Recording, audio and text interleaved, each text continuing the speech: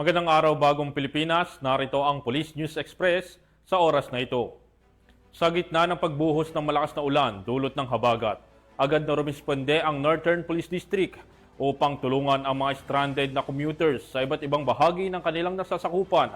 Narito ang detalyer ng report mula kay Patrolwoman Glazel Ann Esperanza.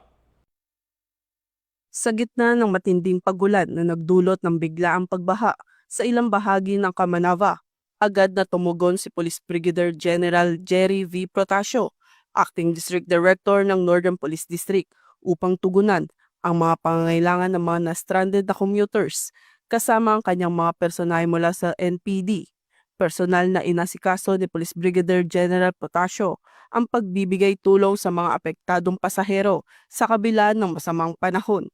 Hindi nag-atubiling magsagawa ng rescue ang mga kapulisan upang matiyak ang kaayusan at kaligtasan sa mga pangunahing lansangan. Pinaalalahanan din ng Northern Police District ang publiko na maging mapagmatsyag, laging handa at makiisa sa mga abiso ng otoridad upang maiwasan ang disgrasya at iba pang panganib sa panahon ng matinding lagay ng panahon.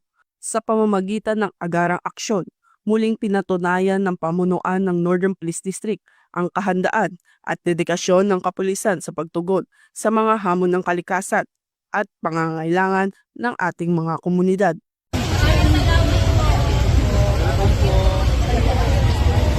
Mula rito sa Northern Police District, ako po ang inyong PNN correspondent, Patrolwoman Glazel Ann Esperanza, alagad ng batas, tagataguyod ng Balitang Pulis. Maraming salamat Patrolwoman Esperanza. At para sa iba pang napapanahong balita ng pampulisya, laging tumutok sa Police News Network. Alagad ng batas, tagataguyod ng Balitang Pulis. Ako po si Patrolman Joshua Jimenez, nagbabalita para sa Police News Express.